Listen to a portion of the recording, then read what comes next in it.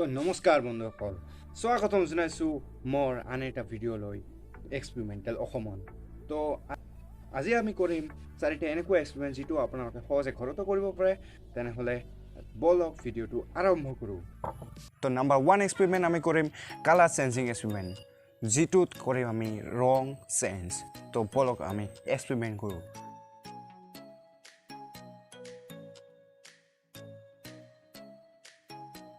তো ইয়াতে আমি ঢালিম প্ৰথমে হালধি গুড়ি আৰু এই হালধি গুড়ি ঢালাৰ পিছত কেনেকৈ ৰং চেঞ্জ হয় এই ডিটাৰজেণ্টেৰে তো ফিৰ বলক এই ৰং চেঞ্জ কৰোঁ বা ৰং চেঞ্জ কৰা এক্সপেৰিমেণ্টটো কৰোঁ তো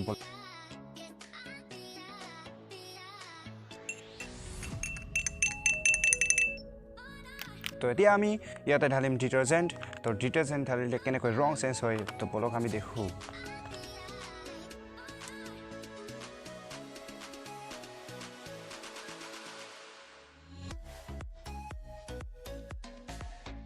তো এতিয়া দেখক আপোনালোকে এই হালধি গুড়িৰ ৰং আছিল হালধি আৰু তাৰপিছত আমি যেতিয়া ডিটাৰজেণ্ট ইয়াতে ঢালিলোঁ যেতিয়া ডিটাৰজেণ্ট আমি মিহলালোঁ এই গিলাচত এই হালধি গুড়িৰ সৈতে তেনেহ'লে দেখক ইয়াৰ ৰং লাল হৈ গৈছে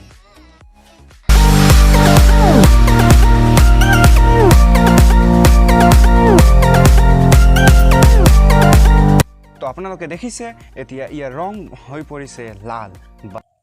তো বন্ধুসকল নাম্বাৰ 2 এক্সপেৰিমেণ্ট তো নাম্বাৰ 2 এক্সপেৰিমেণ্ট কৰি আমি এই পানী ভৰ্তি প্লাষ্টিক আৰু এই কলম তো বলক এই পানী ভৰ্তি প্লাষ্টিকৰ মাজেৰে আমি এই কলমবিলাক সোমাই দিম আৰু তাৰপিছত কি হয় চাওঁ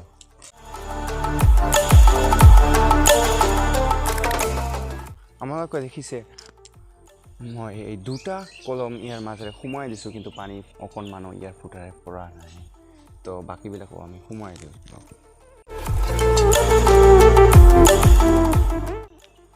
এতিয়া এই কাঠ পেঞ্চিলটো সোমাই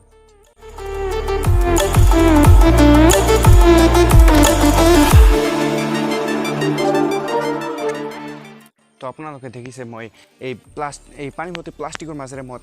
কলমবিলাক সোমাই দিছোঁ কিন্তু তাৰ পিছতো ইয়াৰ মাজেৰে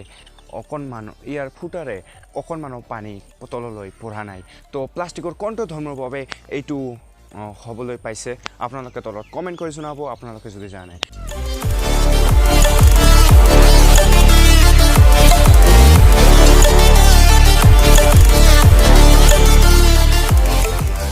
তো নাম্বাৰ 4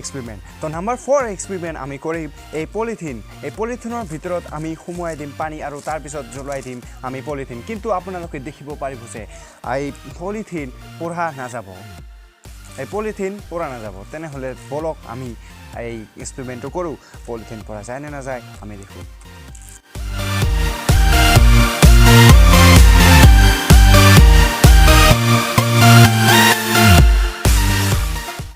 ইয়াতে জুই জ্বলাই লৈছোঁ আৰু এই জুই আমি এই পলিথিনৰ তলত লগাই দিম তো এতিয়া দেখিম যে এই জুইৰ ওপৰত আমি এই পলিথিনটো দিম যিটোত আমি পানী ভৰাইছোঁ আৰু এতিয়া দেখক কি হয় তো বলক আমি দেখোঁ এতিয়া কি হয়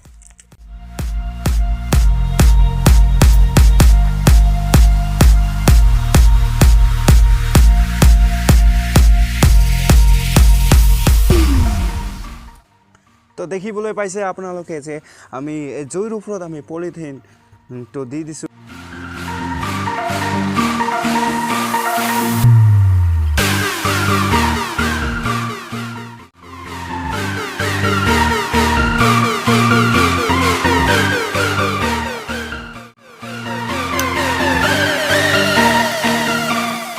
তো নাম্বাৰ 4 এক্সপেৰিমেণ্ট কৰিম আমি এই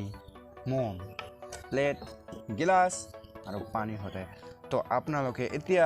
ইয়াতে দেখিব যে পানীবিলাক গিলাচৰ ভিতৰত ওপৰলৈ উঠি যাব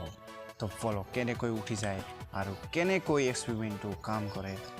আমি চাওঁ ইয়াতে আমি এতিয়া মম জ্বলাই লৈছোঁ আৰু ইয়াতে এতিয়া আমি প্লেটত পানী ঢালিম তো এতিয়া আমি ইয়াতে মম জ্বলাই লৈছোঁ পানী ঢালিছোঁ আৰু এতিয়া আমি এই গিলাচটো ইয়াৰ ভিতৰত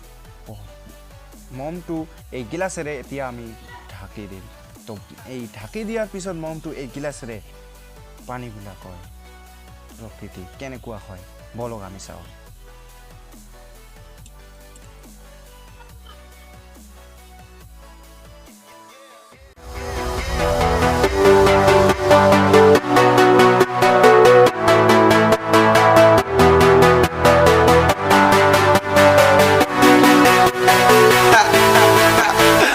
তো আপোনালোকে দেখিছে এতিয়া এই পানীবিলাক যে আছে ভিতৰত গিলাচৰ ভিতৰত ওপৰলৈ উঠি আহিছে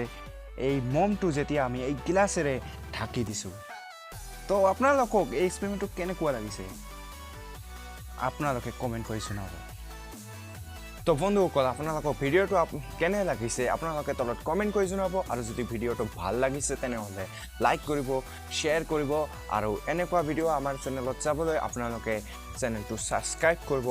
আৰু তেনেহ'লে আপোনালোকক লগ কৰি আছোঁ আমাৰ নেক্সট ভিডিঅ'ত তেতিয়ালৈকে জয় আই অসম